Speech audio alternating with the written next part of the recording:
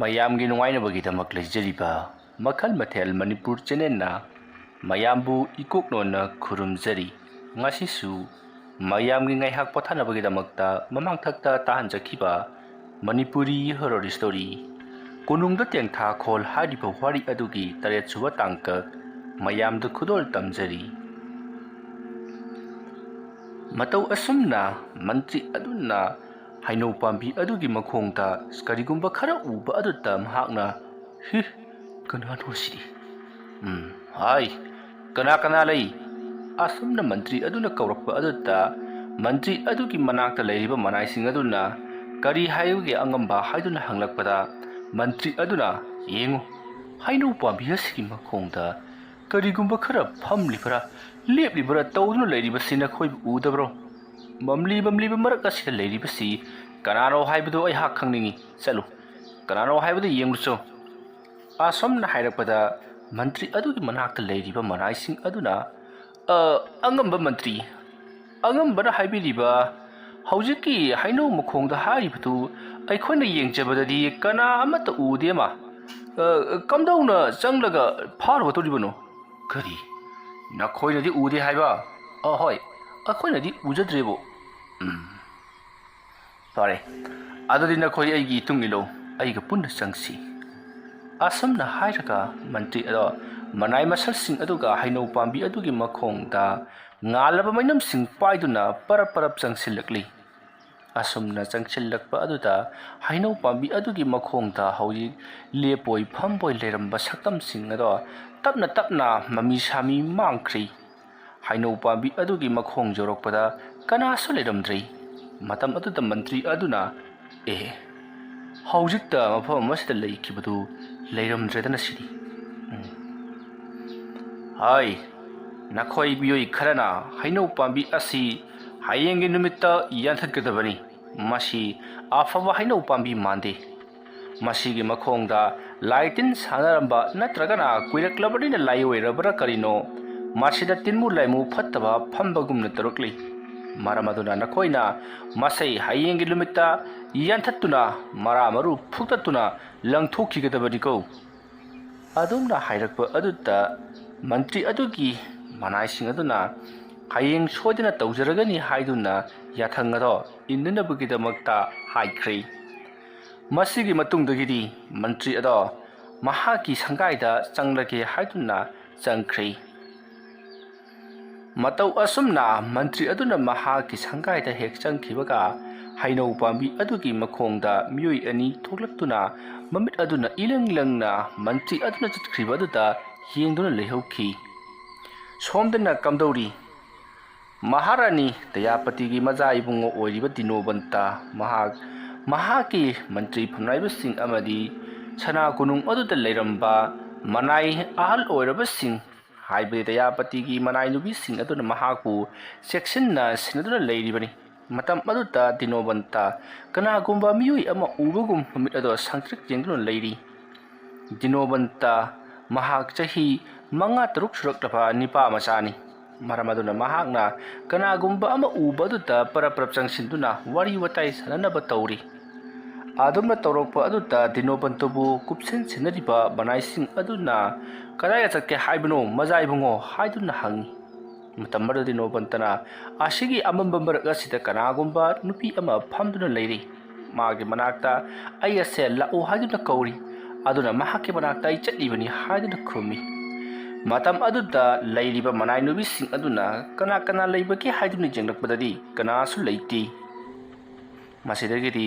ꯃꯅꯥꯏ ꯅꯨꯄꯤꯁꯤꯡ ꯑꯗꯨꯅ ꯍꯥꯏꯅꯩ, ꯃꯃꯥꯡꯊꯛꯇ ꯅꯍꯥꯛꯀꯤ ꯅꯃꯥ ꯗꯌꯥꯄꯇꯤꯁꯨ ꯑꯗꯨꯝꯅ ꯃꯃꯤꯠꯇ ꯆꯨꯔꯤ ꯄꯥꯔꯤ ꯄꯪꯎꯗ ꯎꯔꯝꯂꯒ ꯑꯅꯥ ꯂꯥꯏꯑꯣꯡ ꯈꯪꯗꯅ ꯅꯥꯗꯨꯅ ꯃꯄꯨꯟꯁꯤ ꯂꯣꯏꯈ꯭ꯔꯤꯕꯅꯤ꯫ ꯍꯥꯏꯔꯤꯕ ꯂꯩꯅꯥ ꯑꯗꯨ ꯅꯉꯣꯟꯗꯁꯨ ꯅꯥꯔꯛꯂꯕ ꯖꯥꯠꯂꯥ? ꯀꯔꯤꯒꯨꯝꯕꯗ ꯅꯍꯥꯛꯁꯨ ꯂꯩꯅꯥ ꯑꯗꯨ ꯅꯥꯗꯨꯅ ꯇꯥꯏꯕꯪ ꯊꯥꯗꯣꯛꯈ꯭ꯔꯕꯗꯤ ꯁꯅꯥ ꯀꯣꯅꯨꯡ ꯑꯁꯤꯗꯤ ꯀꯅꯥꯅ ꯉꯥꯛꯀꯅꯤ ꯍꯥꯏꯗꯨꯅ ꯃꯥꯒꯤ ꯃꯅꯥꯏ ꯅꯨꯄꯤꯁꯤꯡ ꯑꯗꯨꯅ ꯋꯥꯔꯤ ꯁꯥꯟꯅꯔꯤ꯫ ꯃꯇꯝ ꯑꯗꯨꯗ ꯗꯤꯅꯣꯕꯟꯇ ꯍꯥꯏꯅꯔꯤꯕꯗꯣ ꯀꯔꯤꯁꯨ ꯒ꯭ꯌꯥꯟ ꯇꯥꯔꯝꯗꯦ꯫ ꯃꯁꯤꯗꯒꯤꯗꯤ ꯃꯍꯥꯛꯅ ꯎꯔꯤꯕ ꯁꯛꯇꯝ ꯑꯗꯣ ꯑꯗꯨꯃꯛ ꯃꯥꯡꯈ꯭ꯔꯤ꯫ ꯃꯁꯤꯗꯒꯤꯗꯤ ꯗꯤꯅꯣꯕꯟꯇ ꯅꯨꯃꯤꯗꯥꯡ ꯑꯗꯨꯗ ꯃꯍꯥꯛꯁꯨ ꯇꯨꯝꯊꯅꯕꯒꯤꯗꯃꯛꯇ ꯂꯩꯔꯤꯕ ꯃꯅꯥꯏꯁꯤꯡ ꯑꯗꯨꯅ ꯊꯦꯝꯕꯗꯒꯤ ꯑꯗꯨꯃꯛ ꯇꯨꯝꯊꯈ꯭ꯔꯦ꯫ asumna tawduna kunung utta leiriba mantri mandon phamnaiba senapati singado loina maktum ne himnarabani santri tariba manai singado khaktabak ngaihori tumdriba haibabu santri tariba manai sing adudi hangat handa chattuna amadi konunggia koibage phibam yengsinduna leiribani adumna leiringai gi matam aduda mantri aduna yanna nungaina tumduna leiringai mantri adugi nakongda karigumba khara juru hairakli madudi karigumbada nahakna hainau pambi ado hek jalurabada nahak ase sodena sigani hainau pambi aduna tubugum nahak sunina khok ado kaktuna tugani adumna he hairakpada mantri ado mikap khangthok thorakli aduga akoi baduda koilei leidunu jingli mahakna adumna koilei leidunu jenglakpada kanagumba miyu yama mahaki thongjel lomda sathokibagi mami sami haipet uhoki aduga para adusu lengduna leiri mantri ado phan phamungdagi songtharaga mahaki kaagi thong adumda parap chenthokduna jenglui manai sing aduna kaidorbarge mantri bungo haiduna hangi matam aduta mantri aduna hai nakhoi mafam masida kanago mamiyu yama chatkhiba natragana aigi ka asida chalakhiba nakhoi uhobro adamna mantri aduna hanglakpaduta leiriba manai sing aduna aikoina ngak selingaida kanagumba nupi natraga nupa amata fam masida chanakhiba leiti haiduna tammi wafam adu tabada mantri aduna kari hawik taina ukhibaduna kana asumna wakhal khallaga mahak tapna mahaki phamungda changchallakuna phamthai aduga mahak amuk hanna tumthanabagi damakta phamung aduda hek hipthakibaga adumak tumthakri masigi matung mantri adugi khumlen manglanda saktamam uri madudi chauraba hainau pambi aduna mahaku hatkadabagi koitan tanari matam madutta yamlaba mini laini khangdaba saru sarangum na tauba imu muba migi saktam summan ba kharana mahaku koitan tanadunna namsindunna phari aduga hainau pambi adugi ura warusing haibadi mahaki maragi machin tumlaba masasing aduna mantri adugi thabak pukchep amati atai bafamsingda maput thintuna mahaku yamna kana ot naira laknari asomna thintlaba matungda mahaki masado tangkhai tana sagairi asomna hek sagai khibaga mantri ado mikap khangthok thokli mahana mikap tholokpada awikata khangakli matudi hainau panbi ado hek jalubada mahakse tangkhai taduna siragani haibasi masidigi mahakna manai sing aduta kana lai haiduna yamnu thunna kausilakli mantri aduna khangai khangjiloina hai kana lai haiduna kausilakpa aduta mantri gi manai sing adu chensilakli aduga kari torobagi ibungo haiduna hangi madamaduda mantri aduna nakhoida aina hainau pambi adu yanthatlu hai khibadu tauba yararoi hainau pambi ado sokpa yaroi haiduna lorokli adumma lorokpada manai asing aduna karino takpai basibo ibungo nahangadi ngarang nonghe nganbaga yalu hai khibani aduna haujikti hainau pambi ado yankhri tupkadaba khara khajitama pu ngaire haiduna tamlari wafam adu tabada mantri aduna kari aina nongaraga yalu hai khibaduna nongphong ngadrigada kari gi yalu ribano haiduna saidakli matam maduta manai sing aduna haujik ayuki matam loikhiduna phanayamna thengjalaklabani ngasai ayuktagi yanba laknarakpatu haujikata tupnaba tawri haiduna hairakpada mantri do khangai khangjil oina konungi mapanda chenthorokpadadi nongpungan ngaduna phanayamna thengjinu leramlei madu ubada mantri adudi punga ngakpada thengkhri mahapu lai aduna sumduna thamkhibani haibasi mahara haujikada khangakli masidagidi mantri aduna sana konunga leriba manai sing adutta hainau pabi do yanba lepu haiduna yathang torokpadi ki manai sing aduna mathang chenkhiduna hainau pambi yaliba manai sing aduda hainau pambi ado yandana bagidamagta thingkhri asomna manai sing aduni yandana bagidamagta lorokpa matamadudadi hainau pambi ado tupkadaba khara khajitamak ngairabani masidagi manai sing aduna hainau pambi adu yanba budi tokle haibabu lemhauriba machetudi nusat khara silkarna silakpada sungsoi soidana adumak tu khragadabani mantri mafam adu makata yausilakli mahana yausilakpada khangli chauraba hainau pambi aduki saruk tara thokpaki mapal lamati yanthakre haibasi lemhauriba saruk amaduna hainau pambi ado ngaktuna leiribani adubu nungsit khara kanna silakpa matamdadi sungsoi soidana dukragani haibasi mahana khangbadagi leiriba manai sing adu da hairi hai nakhoina hainau pambi asi tukidana bagidamakta chawra uyung jungduna mahapu thauri lakna thamgodabani Maikai Marida Thauri Singuna Ngakno Tangodabani, Karigumbada, Haino wasina hek to Krabadi, Haino wasibu Yaluriba Amadi, Haino wasibu to the Honoriba Koi, Loina Makaina, Sibaki Sarak Pigadi, Haino wasibu, to the never send up a Hibasina Koi Natoni. Asom na Lauram Laka Mahaki Shangaida, Zatkri. Mantri Aduki Wapamadu Tab, the lady manizing Aduna Haini, Kari Ruletori Basibo. Masike mantri asibu hantakti ngawra basala haiduna haina hori haino pambi asima na yanthalo amuhai aduga hajuna mu yanthat pa yaroi haiduna amuhai karino mahana khali basibo haiduna mayam singa do haina hori somdana kamdori shanapati amadi kunung aduna leiriba atopa mantri sing phamnaiba sing aduna taraduna mantri bor mantri aduna tawribadu karino haiduna makhoisu yengpa lakli adugadi haino pambi ado Yanthatuna manghanabagidamagta silamlibudu makhoisu uri Konunggi aduk chawkhraba haino pambi adubu yanthatnaba honaramba amadi madu amuk libanabagi tawramba sing adu khalluraga kairigumba khadi leire haibase khangbadagi sana konunggi darbarda kaukhatuna wafam madugi matangda tananabagidamagta haikhre numit adugi nungthil loirapna darbar adu khara thengna phamle mantri adusu lakle aduda Lairiba Mantri Mandon Pamnaiba Amati Sanapati Sing Aduna Kari Maram Gidamakta Nahana Sigumlaba Tapakasi Taulbano Haiduta Hangli Matamaduta Mantri Aduna Tabiu Lairiba Pamnaiba Punamak Handak Marak Sanaibema Dayapatina Hexi Kibadagi Sana Kunung Asita Tahaidaba Makol Sing Taba Tamlai Sing Sapong Paki Sakam Kara Uba Pangli Masigi Mari Lenana, Aina Narangasi, Hangchet Langi Haiduna, Sana Konungi Lakolda, Luba Matamda, Sana Konungi Chidai, Hori Pazaurova, Haino Pambiasiki Makhongda, Kana Gumba Miu Ikara Leptun Labadu Aina Uri. Adamna Ubadu Daina, Naisel Sing Kaushanduna Ying Lubadi, Makwadi Uri Mahaido, Marudagi Aisu, Jingnaba Amagalunana, Ishamak Changtuna, Inaising Adu Ying Lubadi, Kana Suleramdre. Maduda Aisu Pakatpa Amati, Jingnaba Amagalunana, Haino Pambi Asi, Lairabadi, Karigumba Patabatabakharati, Tolarabayai, Aduna, Haino Pambi Asi, Putatuna, Mangan Kragi, Kaladuna, Haino Pambi Asibu, Yantatabaki Yatang, I hang at Kibani. Aduga, Mara Maru Yauna, Putat Matunta, Maitutuna, Mangan Kragi, Haiduna Lip Kibani. Adubu Aigi, Kumlen Manglanda, Haino Pambi Adu, Yantatkano, Haiduna, Aigi Napachigna, Haida Kibani. Wapamadu Tabadai Hagase, Mikap Kang Toki, Adukadi, Aina Mikap Tolopadi, Aigi, Gasidagi Kanago, Miwayama, Paraparapsat Kibaki Mummy, Aina Uki, Aduga, Para Haidotuna Head Tokipaga Aina Su, Jensil Duna, Para Haidotuna Jingubadi, Kanaso Leramdi, Aduga. Santri Tariba inaising aduta hangna hanglubadi, Makoina, Kanagumba Amata, San Kiba, Natragana Tokiba Lady, Haiduna, Aingonda Haida Kibani. Madugi Matung the Gi, Aina Amukhana Tum Taba Matamdadi, I hakasi, Haino Pambi, Asigi, Mara, Maru Singasina, I haku, Maput Tuna, Shagai Tuna, Heart Libani.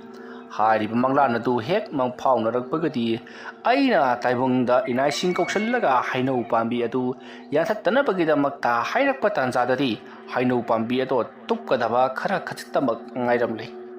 Karigumbada Haino Pambi adu ne hek Tup Krabadi, ISA, Shakai on a shield or even Hiba Wapa Masida, I haksi Pakat Kiduna, Haino Pambi adu Gimanaktamna, Zelatuna, Haino Pambi Yalibasing adubu, Tindin Kibani. Aduga Haino Pambi adubu tuduna bagida makta makoina paikat pham thokpa thabak sing paikat na bagida maktasu aina hairam libani mantri adugi wa adu tarbada senapati aduna taw bor mantri nahana tawriba thabaga si matam yamna thengkhre nahaksu khallaga yengu wanglaba chawraba Haino Pambi asida matau karamna thauri kiduna mahakpu phaga dawribanu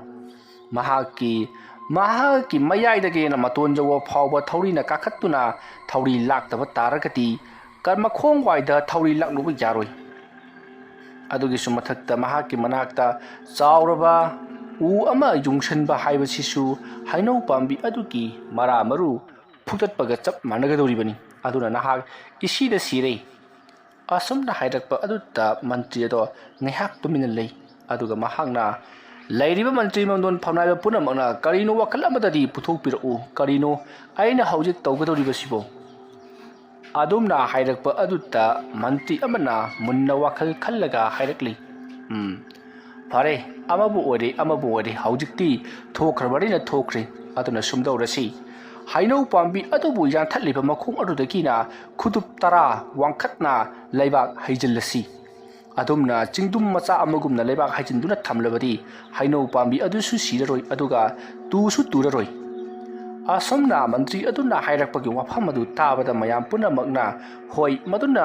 ꯆꯨꯝꯂꯒꯗꯕ ꯋꯥꯐꯝꯅꯤ ꯍꯥꯏꯗꯨꯅ ꯊꯕꯛ ꯑꯗꯨꯃꯛ ꯇꯧꯅꯕꯒꯤꯗꯃꯛꯇ ꯆꯥꯎꯔꯕ ꯁꯥꯃꯨꯁꯤꯡꯅ ꯌꯥꯝꯂꯕ ꯂꯩꯕꯥꯛꯁꯤꯡ ꯍꯣꯜꯍꯜꯂꯛꯇꯨꯅ ꯍꯧꯖꯤꯛꯇꯤ ꯍꯩꯅꯧ ꯄꯥꯝꯕꯤ ꯑꯗꯨꯒꯤ ꯃꯈꯣꯡꯗ ꯍꯩꯖꯤꯟꯈ꯭ꯔꯦ꯫ ꯃꯇꯧ ꯑꯁꯨꯝꯅ ꯇꯧꯗꯨꯅ ꯊꯋꯥꯏ ꯃꯥꯡꯂꯝꯂꯒꯗꯕ ꯕꯣꯔ ꯃꯟꯇ꯭ꯔꯤ ꯑꯗꯨꯕꯨ ꯃꯌꯥꯝ ꯆꯪꯗꯨꯅ ꯀꯟꯕꯤꯈꯤ꯫ ꯑꯁꯨꯝꯅ ꯇꯧꯗꯨꯅ ꯃꯇꯝ ꯑꯗꯨ ꯍꯧꯈ꯭ꯔꯦ꯫ ꯅꯨꯃꯤꯠ ꯑꯗꯨꯒꯤ ꯅꯨꯃꯤꯗꯥꯡꯒꯤ ꯃꯇꯝꯅꯤ꯫ ꯃꯇꯝꯁꯤ ꯑꯍꯤꯡ ꯅꯣꯡꯌꯥꯏꯒꯤ ꯃꯇꯝꯅꯤ꯫ ꯃꯇꯝ ꯑꯗꯨꯗ ꯑꯋꯥꯡ ꯊꯪꯕꯗ ꯁꯟꯇ꯭ꯔꯤ ꯇꯥꯔꯤꯕ ꯃꯅꯥꯏꯁꯤꯡ ꯑꯗꯨꯅ ꯃꯈꯣꯏꯗ ꯊꯣꯛꯂꯤꯕ ꯊꯧꯗꯣꯛꯁꯤꯡ ꯑꯗꯨꯒꯤ ꯃꯇꯥꯡꯗ ꯋꯥꯔꯤ ꯁꯥꯅꯗꯨꯅ ꯂꯩꯔꯤ꯫ ꯃꯈꯣꯏꯗꯤ ꯀꯣꯅꯨꯡ ꯑꯗꯨꯒꯤ ꯑꯀꯣꯏꯕꯗꯨꯗ ꯀꯣꯏꯆꯠ ꯆꯠꯇꯨꯅ ꯀꯅꯥꯅ ꯀꯔꯤ ꯇꯧꯔꯤ ꯑꯃꯗꯤ ꯀꯅꯥꯅ ꯀꯣꯅꯨꯡ ꯑꯁꯤꯗ ꯀꯔꯤ ꯇꯧꯔꯛꯀꯗꯧꯔꯤ ꯍꯥꯏꯕꯅꯆꯤꯡꯕ ꯌꯦꯡꯁꯤꯟꯅꯕꯒꯤꯗꯃꯛꯇ ꯊꯝꯂꯤꯕ ꯂꯥꯟꯃꯤ ꯀꯥꯡꯂꯨꯞꯅꯤ꯫ ꯑꯗꯨꯒ ꯃꯈꯣꯏꯒꯤ ꯀꯣꯅꯨꯡ ꯑꯗꯨꯗ ꯂꯩꯔꯤꯕ ꯁꯅꯊꯣꯡ ꯉꯥꯛꯄ ꯍꯥꯏꯕꯗꯤ ꯃꯟꯇ꯭ꯔꯤꯒꯤ ꯊꯣꯡꯖꯤꯟ ꯑꯃꯗꯤ ꯁꯦꯅꯥꯄꯇꯤꯒꯤ ꯊꯣꯡꯖꯤꯟ, ꯕꯣꯔ ꯃꯟꯇ꯭ꯔꯤꯒꯤ ꯊꯣꯡꯖꯤꯟ ꯑꯃꯗꯤ ꯂꯩꯔꯤꯕ ꯃꯟꯇ꯭ꯔꯤ ꯃꯟꯗꯣꯟ ꯐꯝꯅꯥꯏꯕꯁꯤꯡ ꯑꯗꯨꯒꯤ ꯊꯣꯡꯖꯤꯟꯗ ꯉꯥꯛꯂꯤꯕꯁꯤꯡ ꯑꯗꯨꯗꯤ ꯃꯆꯤ ꯂꯦꯡꯗ ꯃꯈꯣꯏꯒꯤ ꯁꯟꯇ꯭ꯔꯤ ꯃꯇꯝ ꯂꯣꯏꯗ꯭ꯔꯤꯕ ꯐꯥꯎꯕ ꯂꯦꯞꯇꯨꯅ ꯑꯗꯨꯃꯛ ꯂꯩꯒꯗꯧꯔꯤꯕꯅꯤ꯫ ꯑꯁꯨꯝꯗꯅ ꯀꯝꯗꯧꯔꯤ, ꯁꯣꯝꯗꯅ ꯀꯣꯏꯆꯠ ꯆꯠꯇꯨꯅ ꯁꯟꯇ꯭ꯔꯤ ꯇꯥꯒꯗꯧꯔꯤꯕ ꯃꯤꯑꯣꯏꯁꯤꯡ ꯑꯗꯨꯅ ꯉꯥꯏꯍꯥꯛ ꯆꯠꯄꯗꯨ ꯋꯥꯔꯦ ꯍꯥꯏꯗꯨꯅ ꯐꯝꯗꯨꯅ ꯋꯥꯔꯤ ꯁꯥꯅꯩ꯫ ꯃꯇꯝ ꯑꯗꯨꯗ ꯁꯟꯇ꯭ꯔꯤ ꯇꯥꯔꯤꯕ ꯃꯅꯥꯏꯁꯤꯡ ꯑꯗꯨꯒꯤ ꯃꯔꯛꯇꯒꯤ ꯃꯅꯥꯏ ꯑꯃꯅ ꯍꯥꯏꯔꯛꯂꯤ, ꯍꯟꯗꯛ ꯁꯅꯥ ꯀꯣꯅꯨꯡ ꯑꯁꯤꯗ ꯇꯧꯔꯛꯂꯤꯕ ꯃꯑꯣꯡ ꯑꯁꯤꯗꯤ ꯑꯉꯛꯄꯒꯤ ꯃꯁꯛꯅꯤ꯫ ꯁꯅꯥ ꯀꯣꯅꯨꯡ ꯑꯁꯤꯗ ꯅꯨꯄꯤ ꯑꯃꯅ ꯇꯦꯡꯊꯥꯅ ꯑꯣꯏꯅ ꯀꯞꯄꯒꯤ ꯈꯣꯟꯖꯦꯜ ꯂꯦꯞꯄ ꯂꯩꯇꯅ ꯇꯥꯔꯤ꯫ ꯑꯗꯨꯝꯅ ꯂꯦꯞꯄ ꯂꯩꯇꯅ ꯇꯥꯔꯛꯄ ꯑꯁꯤꯗ ꯅꯠꯇꯅ ꯃꯟꯇ꯭ꯔꯤꯕꯨꯁꯨ ꯉꯁꯥꯏ ꯁꯤꯔꯝꯒꯗꯧꯔꯦ꯫ ꯃꯟꯇ꯭ꯔꯤ ꯁꯤꯕꯗ ꯅꯠꯇꯅ ꯑꯩꯈꯣꯏꯁꯨ ꯅꯣꯡꯃ ꯅꯠꯇ꯭ꯔꯒ ꯅꯣꯡꯃꯗꯤ ꯁꯅꯥ ꯀꯣꯅꯨꯡ ꯑꯁꯤꯗ ꯁꯨꯡꯁꯣꯏ ꯁꯣꯏꯗꯅ ꯁꯤꯕ ꯁꯣꯏꯗ꯭ꯔꯕꯅꯤ꯫ ꯁꯅꯥ ꯀꯣꯅꯨꯡ ꯑꯁꯤꯗ ꯅꯤꯡꯊꯧ ꯑꯣꯏꯅ ꯄꯥꯜꯂꯤꯕꯁꯤ ꯑꯉꯥꯡ ꯑꯃꯅꯤ꯫ ꯃꯍꯥꯛꯅ ꯅꯤꯡꯊꯧ ꯑꯣꯏꯖꯕꯒꯤ ꯋꯥꯅꯤ꯫ ꯁꯅꯥ ꯀꯣꯅꯨꯡ ꯑꯁꯤꯒꯤ ꯇꯧꯔꯤꯕ ꯆꯠꯅ ꯀꯥꯡꯂꯣꯟ ꯈꯨꯗꯤꯡꯃꯛ ꯑꯁꯤꯗꯤ ꯃꯟꯇ꯭ꯔꯤ ꯃꯔꯣꯟ ꯐꯝꯅꯥꯏꯕ ꯁꯦꯅꯥꯄꯇꯤꯁꯤꯡꯅ ꯇꯧꯔꯤꯕꯅꯤ꯫ ꯃꯔꯝ ꯑꯗꯨꯅ ꯃꯈꯣꯏꯅ ꯆꯍꯤꯒꯤ ꯂꯣꯏꯄꯣꯠ ꯈꯣꯝꯒꯠꯄ ꯃꯇꯝꯗ ꯅꯤꯌꯣꯝ ꯂꯥꯟꯅ ꯈꯣꯝꯒꯠꯇꯨꯅ ꯄ꯭ꯔꯖꯥ ꯄꯨꯝꯅꯃꯛ ꯋꯥꯅꯔꯤ꯫ ꯑꯗꯨꯅ ꯁꯅꯥ ꯀꯣꯅꯨꯡ ꯑꯁꯤꯕꯨ ꯈꯔ ꯊꯨꯅ ꯃꯨꯠꯈ꯭ꯔꯕꯗꯤ ꯐꯈ꯭ꯔꯅꯤꯗ ꯍꯥꯏꯗꯨꯅ ꯀꯥꯂꯤꯃꯥꯏ ꯏꯃꯥꯗ ꯈꯨꯔꯨꯝꯕ ꯍꯧꯔꯤ ꯍꯥꯏꯕ ꯄꯥꯎ ꯇꯥꯔꯤ꯫ ꯑꯗꯨꯝꯅ ꯀꯥꯂꯤꯃꯥꯏ ꯏꯃꯥꯗ ꯀꯣꯅꯨꯡ ꯑꯁꯤꯕꯨ ꯃꯨꯠ ꯇꯥꯛꯅꯕꯒꯤꯗꯃꯛꯇ ꯈꯨꯔꯨꯝꯈ꯭ꯔꯕꯗꯤ ꯈꯨꯟꯖꯥ ꯃꯤꯌꯥꯝꯅ ꯑꯃꯠꯇ ꯑꯣꯏꯅ ꯑꯗꯨꯝꯅ ꯍꯦꯛ ꯄꯨꯖꯥ ꯇꯧꯈꯤꯕꯗ ꯀꯥꯂꯤꯃꯥꯏ ꯏꯃꯥꯅ ꯆꯥꯟꯕꯤꯔꯣꯏꯗꯕ ꯂꯩꯇꯦ꯫ ꯁꯅꯥ ꯀꯣꯅꯨꯡ ꯑꯁꯦ ꯃꯨꯠ ꯇꯥꯛꯀꯗꯧꯔꯤꯕꯅꯤ, ꯃꯩꯅ ꯇꯨꯝꯅ ꯆꯥꯛꯀꯗꯧꯔꯤꯕꯅꯤ꯫ ꯃꯃꯥꯡꯊꯛꯇꯁꯨ ꯁꯅꯥ ꯀꯣꯅꯨꯡ ꯑꯁꯦ ꯃꯩꯅ ꯇꯨꯝꯅ ꯆꯥꯛꯇꯨꯅ ꯃꯨꯠꯂꯨꯔꯕꯅꯤ꯫ ꯉꯁꯤꯗꯒꯤ ꯆꯍꯤ 50-60ꯒꯤ ꯃꯃꯥꯡꯗ ꯊꯧꯗꯣꯛ ꯑꯁꯦ ꯊꯣꯛꯈ꯭ꯔꯕꯅꯤ꯫ ꯃꯗꯨꯒꯤ ꯃꯇꯨꯡꯗꯒꯤꯗꯤ ꯑꯃꯨꯛ ꯍꯟꯅ ꯈꯨꯠꯂꯤꯡꯗꯨꯅ ꯄꯥꯜꯂꯛꯂꯤꯕꯅꯤ꯫ ꯍꯧꯖꯤꯛ ꯑꯃꯨꯛ ꯑꯉꯥꯡ ꯑꯃꯅ ꯅꯤꯡꯊꯧ ꯑꯣꯏꯔꯤ, ꯑꯗꯨꯒ ꯃꯁꯥꯅ ꯃꯁꯥꯕꯨ ꯅꯤꯡꯊꯧꯒꯨꯝꯅ ꯈꯟꯖꯕ ꯃꯟꯇ꯭ꯔꯤ ꯃꯟꯗꯣꯟ ꯐꯝꯅꯥꯏꯕ ꯅꯥꯄꯜꯅ ꯌꯣꯝꯂꯕꯁꯤꯡ ꯑꯁꯤꯅ ꯀꯣꯅꯨꯡꯒꯤ ꯚꯥꯔ ꯄꯨꯝꯅꯃꯛ ꯄꯨꯗꯨꯅ ꯀꯣꯅꯨꯡꯒꯤ ꯆꯠꯅ ꯀꯥꯡꯂꯣꯟ ꯆꯂꯥꯏꯗꯨꯅ ꯂꯩꯔꯤ꯫ ꯀꯔꯤꯒꯨꯝꯕꯗ ꯍꯧꯖꯤꯛ ꯅꯤꯡꯊꯧ ꯑꯣꯏꯔꯤꯕ ꯗꯤꯅꯣꯕꯟꯇꯅ ꯃꯍꯥꯛꯅ ꯍꯌꯦꯡ ꯃꯄꯨꯡ ꯃꯔꯩ ꯐꯥꯔꯛꯂꯕ ꯃꯇꯝꯗ ꯑꯐꯕ ꯋꯥꯌꯦꯜ ꯄꯊꯥꯞ ꯆꯠꯊꯔꯛꯂꯕꯗꯤ ꯍꯦꯟꯅ ꯐꯩꯗꯣ꯫ ꯃꯗꯨ ꯅꯠꯇꯗꯨꯅ ꯃꯍꯥꯛꯁꯨ ꯃꯟꯇ꯭ꯔꯤ ꯃꯟꯗꯣꯟ ꯐꯝꯅꯥꯏꯕꯁꯤꯡ ꯑꯁꯤꯅ ꯇꯧꯔꯤꯕ ꯊꯕꯛ ꯑꯁꯤꯗ ꯃꯍꯥꯛꯁꯨ ꯃꯇꯨꯡ ꯏꯜꯂꯛꯂꯕꯗꯤ ꯂꯩꯕꯥꯛ ꯀꯥꯡꯈꯣꯡ ꯆꯥꯏꯕꯗꯤ ꯁꯣꯏꯗ꯭ꯔꯦ꯫ ꯑꯁꯨꯝꯅ ꯍꯥꯏꯔꯛꯄ ꯑꯗꯨꯗ ꯃꯅꯥꯏ ꯑꯃꯅ, ꯅꯪꯒꯤ ꯑꯗꯨ ꯑꯗꯥ ꯂꯥꯏꯔꯤ, ꯀꯥꯂꯤꯃꯥꯏ ꯏꯃꯥꯗ ꯅꯤꯔꯒ ꯃꯩ ꯊꯥꯕ ꯂꯥꯏꯔꯤ꯫ ꯑꯩꯅ ꯑꯁꯨꯝ ꯇꯥꯕꯗ ꯀꯔꯤꯒꯨꯝꯕ ꯋꯥꯐꯝ ꯑꯃꯕꯨ ꯅꯤꯡꯁꯤꯡꯂꯛꯂꯤ꯫ ꯑꯗꯨꯝꯅ ꯍꯥꯏꯔꯛꯄꯗ ꯀꯔꯤ ꯋꯥꯐꯝꯅꯣ ꯍꯥꯏꯗꯨꯅ ꯃꯅꯥꯏꯁꯤꯡ ꯑꯗꯨꯅ ꯍꯪꯅꯩ꯫ ꯃꯇꯝ ꯑꯗꯨꯗ ꯃꯅꯥꯏ ꯑꯃꯅ, ꯃꯍꯥꯔꯥꯅꯤ ꯗꯌꯥꯕꯇꯤꯅ ꯀꯜꯂꯤꯉꯩꯒꯤ ꯃꯇꯝꯗ, ꯍꯤꯡꯂꯤꯉꯩꯒꯤ ꯃꯇꯝꯗ ꯇꯠꯇꯅ ꯍꯥꯏꯔꯝꯕ ꯋꯥꯐꯝ ꯑꯁꯤ ꯇꯝꯐꯥꯕꯨꯁꯨ ꯃꯍꯥꯛꯅ ꯍꯥꯠꯄꯅꯤ ꯍꯥꯏ, ꯑꯗꯨꯒ ꯅꯤꯡꯊꯧ ꯈꯣꯏꯗꯦꯝꯕꯁꯨ ꯃꯍꯥꯛꯅ ꯍꯥꯠꯄꯅꯤ ꯍꯥꯏ, ꯑꯗꯨꯒ Mahaki manai nubi ani mangkhibadusu mahakna hatoklaga phumjankhre haidana hai mahakna yu thaklaga wafam mase cholon paron nganglaga hairamba wafamni maramaduna aikoi khara chekchinsi makhoi yam khraba thawai singaduki mautingamdana sikraba miran lamba oduna leiriba thawai singaduna sana konung asita makhoi gi mathi phunglakpa haibasimadi soidrabani adugi sumathakta khwaidagi hena sathiribasi amaibe lutra maina chakna sikhibasini amaibe sing konungda leiriba singaduna hainabada amaibe lutra maina chakna sikhibadu kudaktari tholakloi ngasidagi na matam kharagi matungdagi mahaki thawai mirel saponglaklagani karigumada mahaki thawai mirel na saponglaklabadi mi singse lepsi sigani haikibani matam khara haribasi kana matam dagi no haiba khangti hauji mantri ado mihun thahun sudaba horokledana mado amaibi lutra ki thawai mirel oirambasu yari poni asomna mantri sing aduna wari sandu leiri ngai makoina leiri afam adudagi khara laptakna leiriba konungi Sauraba pukri adugi manakta kanagumba miyoi ama leplaga leiribadu thabalgi mangal aduda uri madu ubada leiriba mantri mandon phamnaiba sing adugi mi oiramgadra makhoi gi pakhol lakpo orira haiduna manai sing aduna haini adubu manai sing haibadi kunung adugi akoibada koja chatuna ngak chinanabu leiriba hauji wari sandra leiriba manai sing aduna adugumbadi mandi mantri gi yakthangi matungina pukri asida lakpo oirabadi miyoi ani natragina ahumdagi tadana lakadabani aduga matomtani aduga thabak so amata tawti leplaga leibudong tawi chatlaga hangusila o haiduna makhoi parap thabalgi manganda uriba pukri adugi mapanda lepliba nupi ki mongsu manba satam adugi manakta parap lakli makoina adumna hek changsilubadati makoina uriba satamado pukri adugi manungta jom launa songthakri manai singado chensilli lanmi singaduna adumna chensilaka mathamdadi pukri adutta kanasu taramdi aduga isingadusu amata masi lingamdi karigumbi amata takhidabagum leiramli adumna tawringai ke matam madutta pukri adugi isingado jara anganga machugi ikhengda ngangsilakhi Warriors ki tare chuba tangkak matang asida lusinjari mathangi tangkak singda kari kamdorokpake haibatu mayam puna amu ngaiminarasi mayam boroi bada muka hana khurumjari